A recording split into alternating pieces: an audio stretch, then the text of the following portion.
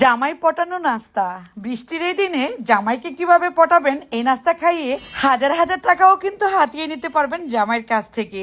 এত মজার নাস্তা খেয়ে জামাই তো সবকিছু ভুলে যাবে। কামড়ে কামড়েই যেন মাংসের একটা ছোঁয়া থাকবে, আর এত বেশি ক্রিস্পি হবে উপরের অংশটা, ভেতরে থাকবে শুধু জালি জালি কাবাব। এটা শুধু জামাই না, যে খাবে সেই হারিয়ে যাবে অন্য এক জগতে।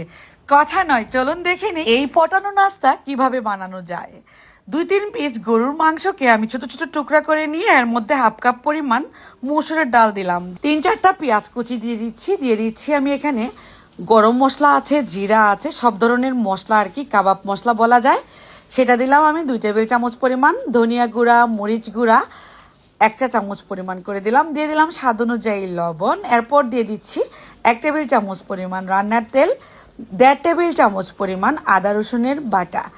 এখন আমি 2 থেকে আড়াই কাপ পরিমাণ পানি দিয়ে এই মাংসটাকে সেদ্ধ করে নিব। ডালের সাথে যখন দেখব পুরোপুরি সেদ্ধ হয়ে গিয়েছে, 10 থেকে 15 মিনিটের মধ্যেই কিন্তু মোটামুটি সেদ্ধ হয়ে যাবে। যেহেতু আমি গরুর মাংসটা ছোট ছোট কিউব করে নিয়েছি, সেজন্য খুব দ্রুত সেদ্ধ হবে। ঠিক 15 মিনিট আমি এটাকে রান্না করেছি। এখন চুলা অফ করে দিলাম।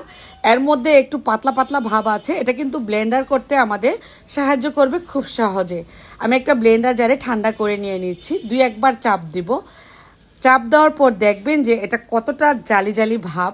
খেয়াল করুন, এটা মাংসে পরিপূর্ণ, যেহেতু ডালও দিয়েছি, টেস্টটা কিন্তু অন্যরকম আসবে। এখানে আমি হাফ কাপ পরিমাণ মসুরের ডাল ভিজিয়ে রেখেছিলাম, খুব ভালোভাবে ধুয়ে আমি শুধু একবার চাপ দিব, শুধু ডালগুলো একটু ভেঙে দিলাম। চাইলে শিলপাটায়ও এই কাজটা করতে পারেন। এখন আমি এই মাংসের যে পেস্টটা করেছি সেটার সাথে মিলিয়ে নিচ্ছি মসুরের ডাল বাটা, পেঁয়াজের বেরেস্তা হাফ কাপ পরিমাণ। এখানে আমি আর কোনো রকম মশলা ব্যবহার করব না। চাইলে একটু লবণ স্বাদ বুঝে দিয়ে নিতে পারেন, যেহেতু ডাল বাটা দিয়েছি, কাঁচা ডাল। পেঁয়াজের বেরেস্তা দেওয়ার কারণে কিন্তু চাইলে এমনিতেও বানিয়ে ফেলতে পারেন, বা চাইলে আরও কিছু পরিমাণ কাঁচা পেঁয়াজ কুচি দিয়ে হাতে মুঠো মুঠো করে নিয়ে তেলে ছেড়ে দিয়ে ভেজে নিতে পারেন। এটা কাঁচা পেঁয়াজটা দিলে বেশি ক্রিস্পি হবে উপরের অংশটা, আমি বলে দিচ্ছি আপনাদেরকে। আর যদি কাঁচা পেঁয়াজটা না দেন, সেক্ষেত্রে একটু কম লাগবে আর কি ক্রিস্পিটা। আর ডাল দেওয়ার কারণে অনেক বেশি ক্রিস্পি হবে। 3-4 মিনিট সময় নিয়ে সোনালী বর্ণের হলে আমি ছাঁকনি চামচের সাহায্যে নামিয়ে নিচ্ছি। এটার যে কি দারুণ ফ্লেভার সেটা বলে বোঝাতে পারবো না। আপনারা চাইলে কিন্তু যে মশলাটা দিয়ে আমি আজকের এই কাবাবগুলো তৈরি করেছি, সেই মশলাটা আমার কাছে অর্ডার দিতে পারেন উপরে দেওয়া নাম্বারে। আমাদের সবগুলো প্রোডাক্ট পেয়ে যাবেন উপরে দেওয়া নাম্বারে কল করলেই।